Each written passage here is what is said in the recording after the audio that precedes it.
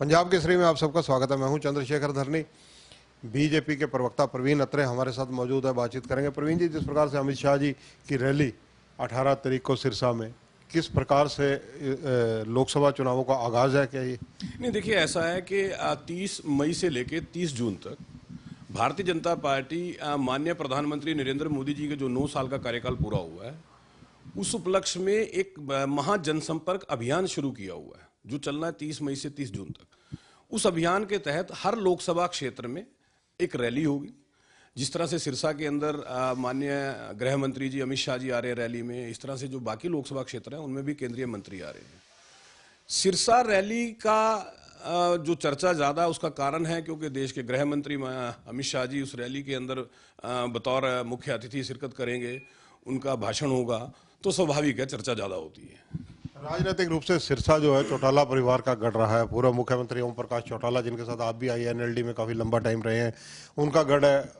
अभय चौटाला का गढ़ है। चौधरी रंजीत सिंह भी वहीं से संबंधित रखते हैं, देवीलाल के परिवार से हैं। दुष्यंत चौटाला डिप्टी CM भी वहीं से हैं। तो क्या ये राजनीतिक रूप से बीजेपी वहां दस्तक देने की कोशिश कर रही है? नहीं, देखिए धरनी जी, अगर उस दृष्टि से देखें, मुझे लगता है कि जिस तरह से मोदी जी ने भारतीय राजनीति की परिभाषा को बदला है, तो ये जो गढ़ वाली बात है ये तो पूरी तरह से ध्वस्त हो चुकी है। आज अगर हम ये कहें कि चौटाला परिवार का गढ़ है सिरसा, मुझे नहीं लगता। उसका कारण ये है कि लोकसभा के अंदर भारतीय जनता पार्टी की उम्मीदवार सुनीता दुग्गल जी वहाँ से जीत के आई थी और आगे भी भारतीय जनता पार्टी वहाँ से जीत हासिल करेगी। हाँ, उस परिवार के जो लोग हैं उस क्षेत्र के अंदर ज़्यादा सक्रिय रहे और उसका एक कारण भी है क्योंकि उनका वो गृह जिला है, तो गृह जिला में सक्रियता उन्होंने ज़्यादा बढ़ा के रखी। लेकिन आज हरियाणा की जनता बहुत ज़्यादा जागरूक हो चुकी है। पहले जिस तरह से हरियाणा के अंदर जातिवादी क्षेत्रवादी राजनीति हुआ करती थी, मुख्यमंत्री मनोहर लाल ने इस व्यवस्था को पूरी तरह से बदल दिया है। आज हरियाणा की जनता अपने मत के अधिकार को समझती है और हरियाणा की जनता जिस तरह का पारदर्शी शासन भारतीय जनता पार्टी ने, मनोहर लाल जी ने हरियाणा में दिया है, और जिस तरह से पहले जो लोग थे जिनको सरकारी योजनाओं का लाभ केवल इस तरह से मिलता था कि जो सत्ता के नज़दीक हैं, सत्ता के चहेते हैं, वो तो ये योजनाओं का लाभ ले जाते थे, लेकिन जो आम आदमी था जिसको उन योजनाओं के लाभ की जरूरत होती थी उसको लाभ नहीं मिलता था। मुख्यमंत्री मनोहर लाल ने इस व्यवस्था को बदला। जो व्यक्ति जिसको जरूरत है सीधा योजनाओं का लाभ उस तक पहुंचाया। तो इन जो ये इस तरह के काम हरियाणा में हुए हैं, उसने इस विचार को पूरी तरह से ध्वस्त कर दिया है कि कोई क्षेत्र किसी परिवार का गढ़ है या किसी परिवार की बपोती है। अब हरियाणा के अंदर वो स्थिति नहीं है। अमित शाह जी की राजनीतिक रैली की परिभाषा क्या देंगे आप? देखिए, अमित शाह जी की राजनीतिक रैली की परिभाषा तो बड़े सरल शब्दों के अंदर है, क्योंकि अमित शाह जी भारतीय जनता पार्टी के राष्ट्रीय अध्यक्ष रहे हैं। उन्होंने अपनी संगठनकर्ता की जो उनकी काबिलियत है उसको राष्ट्रीय स्तर पे मनवाया है। आज हिंदुस्तान के अंदर बतौर संगठनकर्ता अमित शाह जी से का नाम जो सबसे ऊपर लिया जाता है, ये उन्होंने साबित भी किया है राष्ट्रीय अध्यक्ष होने के नाते। तो जब अमित शाह जी किसी भी क्षेत्र में जाते हैं, जनता से संवाद करते हैं, जनता से डायरेक्ट बात करते हैं अपने भाषण के जरिए और अपने विचार जनता के सामने रखते हैं और जनता क्या किस तरह से रिएक्ट करती है उन चीज़ों को देखते हैं, तो स्वाभाविक है उसके मतलब बढ़ जाते हैं। उससे विरोधियों को घबराहट जरूर होना शुरू हो जाती है, क्योंकि अमित शाह जी की छवि एक संगठनकर्ता नेता की है, तो उसकी घबराहट विरोधियों में होती है। विरोधियों को ऐसा महसूस होना शुरू हो जाता है कि अमित शाह जी आ रहे हैं तो कहीं ना कहीं आपकी जो राजनीतिक जमीन है वो जो थोड़ी बहुत बची है वो भी चली जाएगी। आम आदमी पार्टी जींद से राजनीतिक अपना अस्तित्व तलाश रही है। बीजेपी 2 बार सत्ता में आने के बाद सिरसा में दस्तक दे रही है। नहीं, देखिए जहां तक आम आदमी पार्टी का सवाल है धरनी जी, आम आदमी पार्टी ने तो 2014 का लोकसभा चुनाव भी लड़ा था। तब इनके जो प्रदेश अध्यक्ष थे उनकी तो जमानत तक, मतलब सभी की जमानत जब्त हुई थी, लेकिन प्रदेश अध्यक्ष को मात्र 11,000 के करीब लोकसभा चुनाव में वोट मिले। फिर 2019 के अंदर लोकसभा का चुनाव लड़ा, विधानसभा चुनाव लड़ा। किसी भी चुनाव में हरियाणा में आम आदमी पार्टी के किसी भी उम्मीदवार की जमानत नहीं बची, ये रिकॉर्ड है।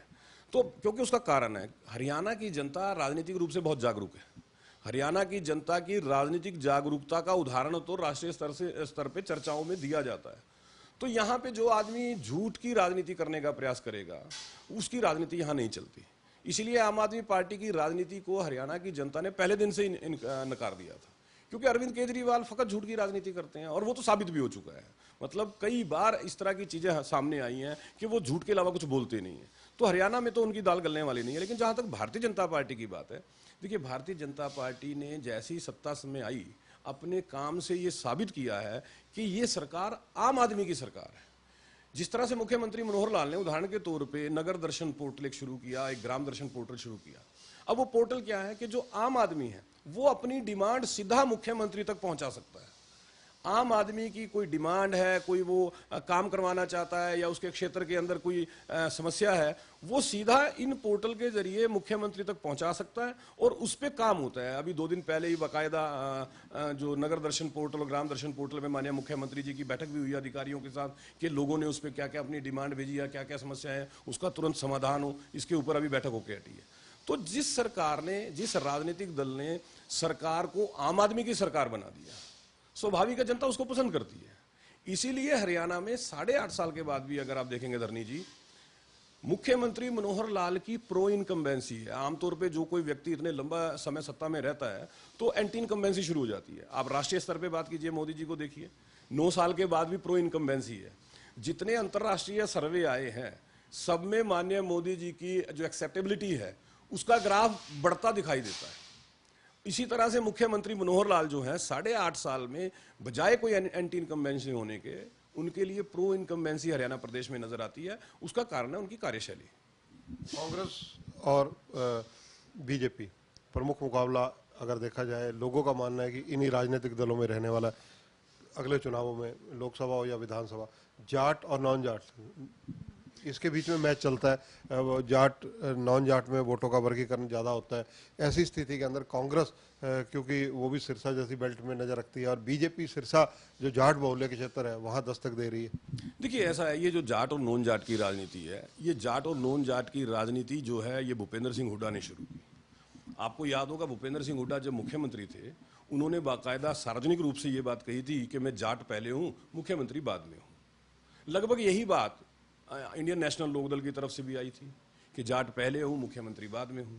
तो अगर कोई राजनीतिक दल का नेता और खास तौर पे संवैधानिक पद पे बैठा व्यक्ति, क्योंकि भूपेंद्र सिंह हुड्डा उस वक्त मुख्यमंत्री थे, वो अगर इस तरह की भाषा बोलेगा या इस तरह की बात कहेगा तो स्वाभाविक है उसमें उससे समाज के अंदर जो एक वर्गीकरण होता है या समाज जो है वो बंटता है।